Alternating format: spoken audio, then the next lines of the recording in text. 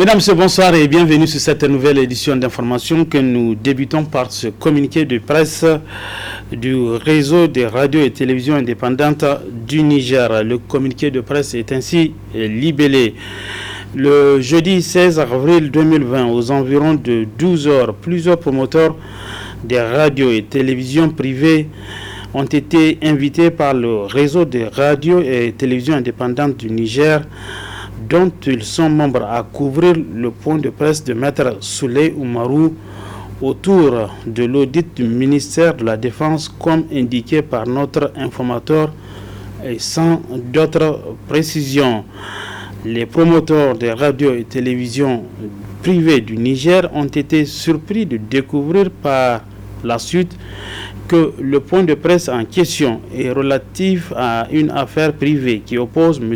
Ali Idrissa, secrétaire général du réseau, à certaines personnes que Maître Souley Oumarou défend devant la justice. En effet, c'est en toute souveraineté et responsabilité que la majorité des radios et télévisions membres du réseau ont décidé de ne pas diffuser ce point de presse dont le contenu est dirigé contre un des membres de notre corporation, en l'occurrence M. Ali Idrissa.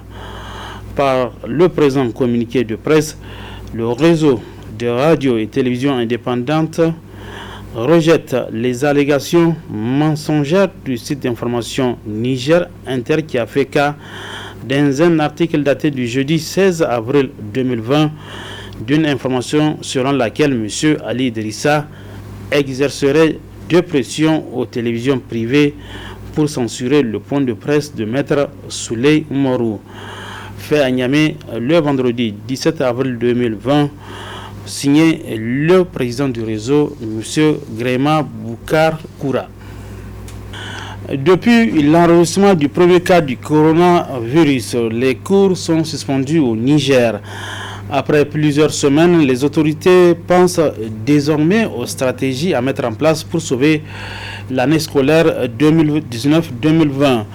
Et pour ce faire, l'option de cours en ligne est envisagée, ce qui n'est pas du goût de certains acteurs du secteur de l'éducation qui pensent que le Niger n'est pas prêt pour ce cours en ligne. Précision avec Dr Aboubakar Hassan, il est secrétaire général de l'ONG 3C. La décision, en tout cas, n'est pas une décision qui est fondée sur la réalité du pays. Nous sommes une ONG qui œuvre pour la qualité, en tout cas, de la formation dans ce pays. Et à mon humble avis, quand je dis que c'est une décision qui n'est pas adaptée à la réalité du pays, c'est parce que tout simplement, nous savons, vous et moi, que dans ce pays, en fait, on n'a pas les ressources nécessaires, les moyens nécessaires pour pouvoir nous connecter en ligne par rapport au suivi d'un cours. Et si vous prenez, par exemple, vous tenez compte de la décision des autorités, du fait que la formation doit se faire en ligne, par WhatsApp, moi je pense que ce n'est pas réel. Ce n'est pas réel, pourquoi? Parce que d'abord, on n'a pas fait des études approfondies ou des analyses approfondies nous permettant de savoir est-ce que tous les fils de ce pays disposent d'un smartphone pour suivre le cours en ligne sur WhatsApp. Est-ce que tous les fils de ce pays ont les moyens nécessaires de pouvoir, en tout cas, créditer leur compte pour pouvoir suivre les cours en ligne? Non, je suis désolé de le dire. On ne peut pas faire suivre un cours par WhatsApp ou encore sur les réseaux dans ce pays. Ce n'est pas possible. Quand vous prenez la majeure partie des élèves, ils n'ont pas de portable. Ils n'ont pas les moyens de pouvoir suivre la formation en ligne. Alors voilà en fait à quoi on assiste, qui fait que la décision des autorités ne répond pas à la réalité du terrain. Sinon, quand vous prenez dans les autres pays développés, là où les moyens y sont, là où on peut dire que la situation est propice par rapport aux cours en ligne, ils sont en train de rebourser chemin pour pouvoir suivre la formation dans les écoles. Vous prenez le cas d'Israël. Israël aujourd'hui, en tout cas, est un pays qui est aussi frappé par cette pandémie de coronavirus. Mais aujourd'hui, ils sont en train d'emboîter le pas vers le chemin de l'école. Et ils sont pourtant beaucoup plus avancés que nous dans le monde électronique, dans le monde du numérique. Ils sont plus avancés que nous. Mais pourtant, ils ont pris la décision de rembourser, quand même, de retourner à l'école. Vous prenez le cas également de la France, du Japon. Aujourd'hui, ils sont en train de rebourser chemin pour, en tout cas, que les fils du pays suivent la formation à l'école, dans la pratique. Mais pourquoi nous, quand on prend des décisions, on les prend d'abord de façon hâtive et on pense que c'est toujours les bonnes décisions qu'on prenne par rapport au bien-être des fils de ce pays. Il faut qu'on arrête de prendre ces décisions individuelles ou personnelles qui n'arrangent que nous. Moi, je pense que les décisions doivent être prises dans l'intérêt du pays. Dans l'intérêt du pays, pour l'intérêt des fils de ce pays. Moi, j'appelle surtout, en tout cas, les responsables de ce pays à revoir, je dis bien à revoir cette décision de pouvoir suivre, de faire suivre les cours en ligne, en tout cas par les élèves étudiants, et de faire en sorte qu'on prenne la décision propice.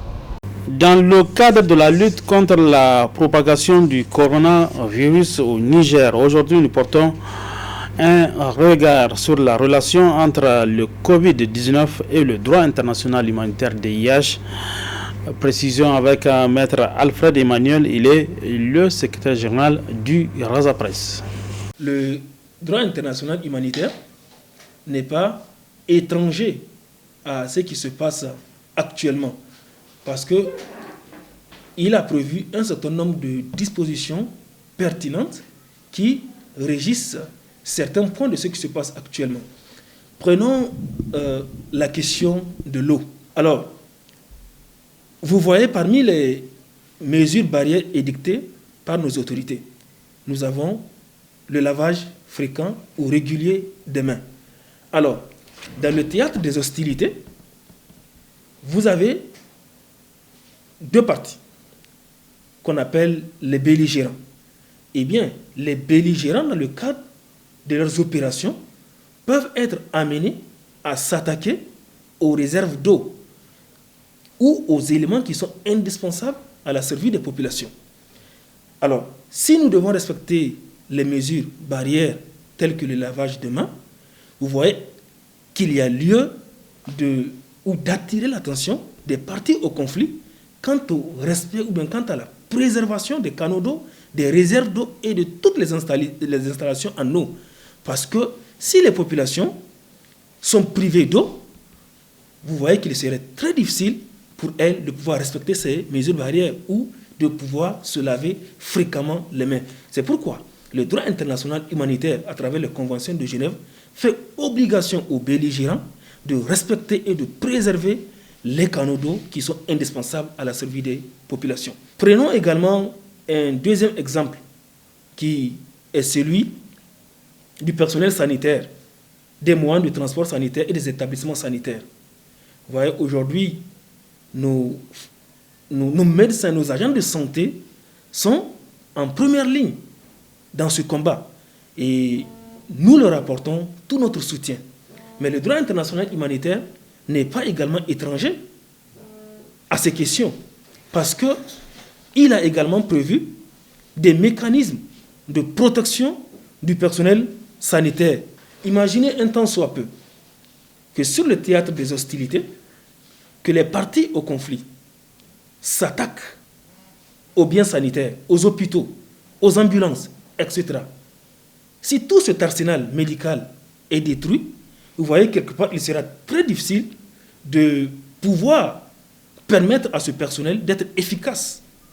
D'ailleurs, s'il n'existe pas, parce qu'il a été détruit par, ou il a été attaqué par les parties au conflit, donc vous voyez que quelque part, on sera exposé, on sera limité dans la lutte contre le Covid-19. C'est pourquoi le droit international humanitaire garantit dans les théâtres de guerre une protection au personnel sanitaire. Un troisième point qui est celui des détenus.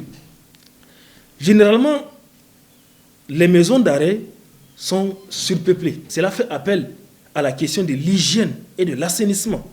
Donc, le droit international humanitaire également jette un coup d'œil sur toutes ces questions pour que les prisons soient les plus saines possibles, qu'elles soient salubres. Et je crois qu'à ce niveau, des mesures sont en train d'être prises ou des mesures ont été prises et cela est ressenti quelque part afin de pouvoir permettre aux maisons d'arrêt de pouvoir limiter la propagation du virus. Le respect des dispositions du droit international humanitaire à travers les conventions de Genève peut être un facteur efficace dans la lutte contre le Covid-2019.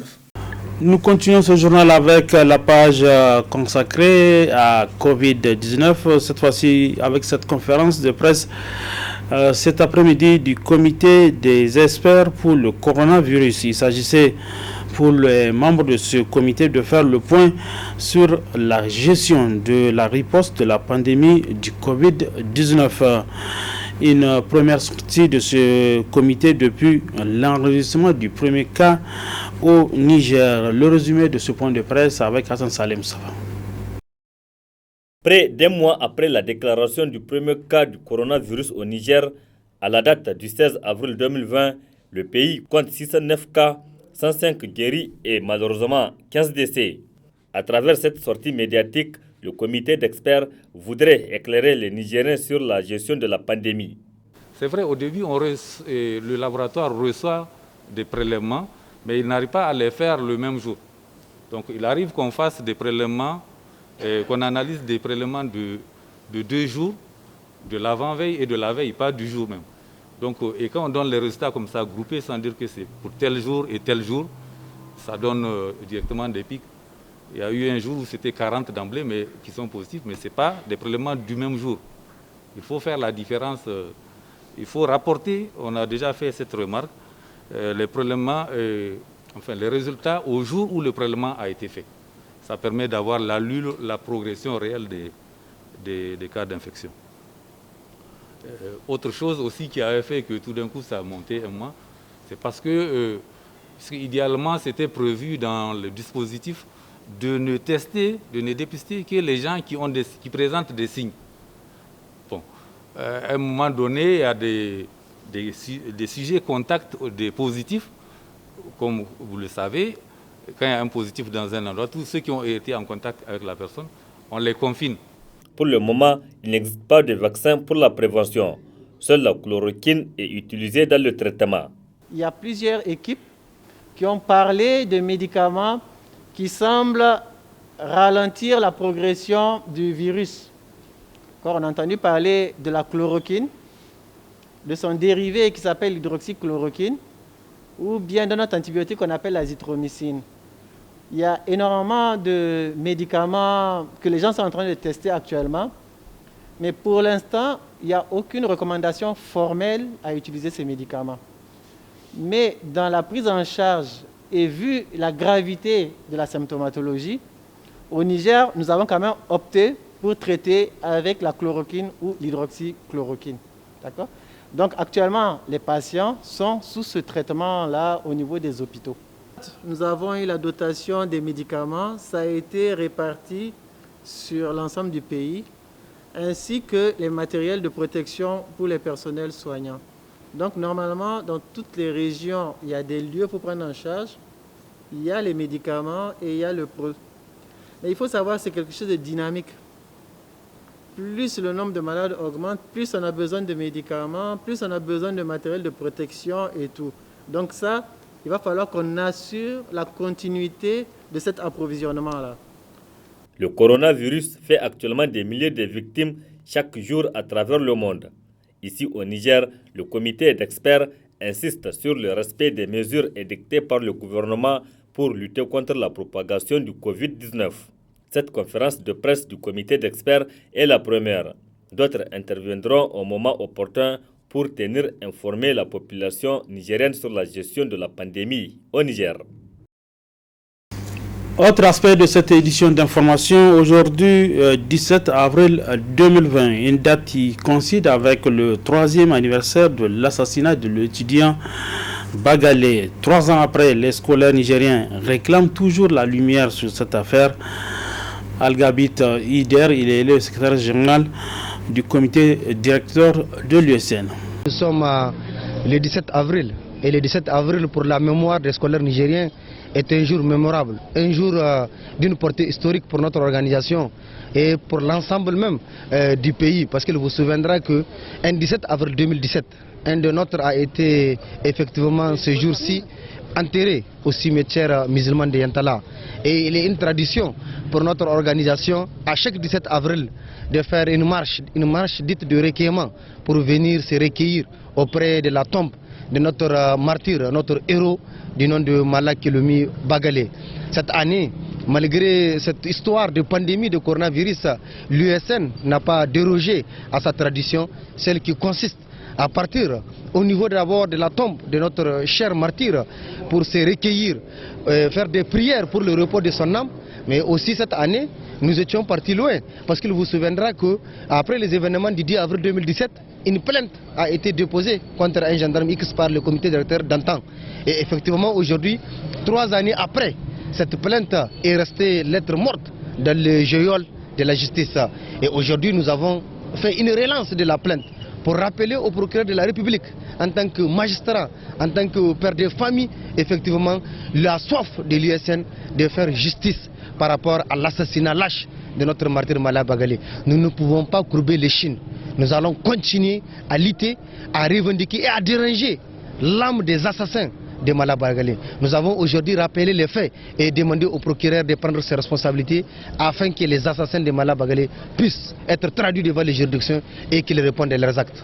Un volet reportage dans cette édition d'information. Une de nos équipes s'est consacrée à la découverte des prix des condiments sur un marché de la capitale à une semaine du début du mois béni du Ramadan. Constat dans ce reportage signé Asmaou Saïdou. À quelques jours du mois béni de Ramadan, l'ambiance bat son plein dans les différents marchés de la capitale, à l'exemple du marché du Dar Salam. Ici, le constat qui se dégage, les prix des condiments frais et secs, ainsi que ceux des produits de première nécessité, beaucoup utilisés durant le mois béni de Ramadan, ont connu une hausse. On l'a augmenté beaucoup puisque le vendredi passé, quand je suis venu, c'est pas comme ça. Tout est augmenté avant même l'arrivée du carême. Donc on prie assez qu'on réduit un peu pour nous les pauvres, pour que ça soit à un prix abordable que tout le monde peut acheter pour le carême. Cette fois-ci, les commerçants ne partagent pas le même avis. Maintenant, il n'y a pas les vaches. On ne part pas pour aller à la brousse pour acheter. C'est pour cela. S'il n'y a pas les manger des vaches là, ça va être cher. Mais s'il y a manger là, ça va être moins cher. Chaque fois, cette période de chaleur, la viande coûte cher. Nous vendons les condiments à un prix abordable. Les prix n'ont pas augmenté. Vous voyez par exemple le prix de l'oignon, le seau à 1250 avant. Ça se vendait à 3500. C'est abordable.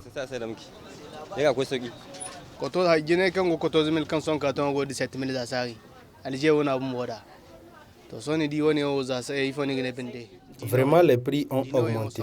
Avant, le carton de l'huile se vend à 14 000. Mais aujourd'hui, ça coûte 17 000 en gros. On attend voir, mais sinon tout est cher. Le sucre à 23 500.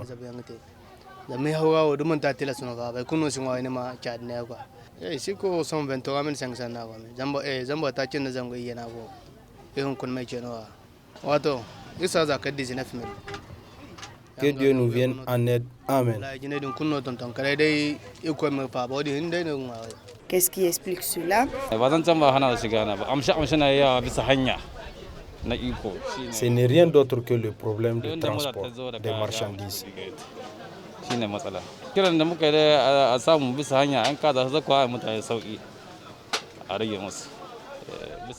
On dépense beaucoup plus avant d'arriver.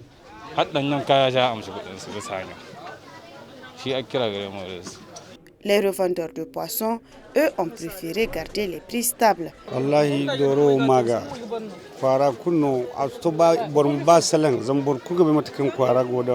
Tout tourne au ralenti à cause de la maladie du coronavirus. 6 jours que je garde ces poissons avec moi. Les hôteliers ne viennent pas. Personne ne vient.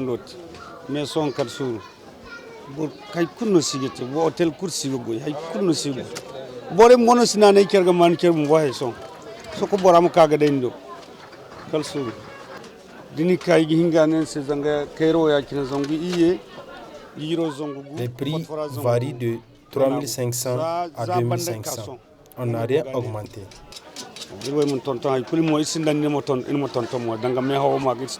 L'un dans l'autre, les commerçants doivent revoir le prix de ces produits afin de passer un ramadan meilleur. Surtout que cette année, le mois béni coïncide avec le Covid-19 qui a tout bouleversé dans le monde et particulièrement au Niger où toutes les activités tournent au ralenti. Deux brèves dans ce journal. D'abord, retenez que les acteurs de la société civile, à savoir Moussa Tchangari de l'association alternative, Michael Zodi, Moudi Moussa et Habib Soumela de la campagne Tournons la page TLP Niger, ainsi que le président du syndicat des commerçants importateurs, exportateurs et grossistes du Niger, Alaï Sani Shekaraou, vont passer leur 27e minute de détention dans les maisons d'arrêt de Tilaberi et de Niamey. Et ils ont été tous interpellés à la suite de la manifestation pacifique contre le détournement de plusieurs milliards au ministère de la Défense nationale le 15 mars 2020. Depuis leur arrestation, des voix s'élèvent au Niger et à l'international pour exiger leur libération. Ainsi prend fin cette édition d'information. Mesdames, Messieurs, merci à vous de l'avoir suivi. Très bonne soirée en compagnie des programmes de la télévision Labari. Bonsoir.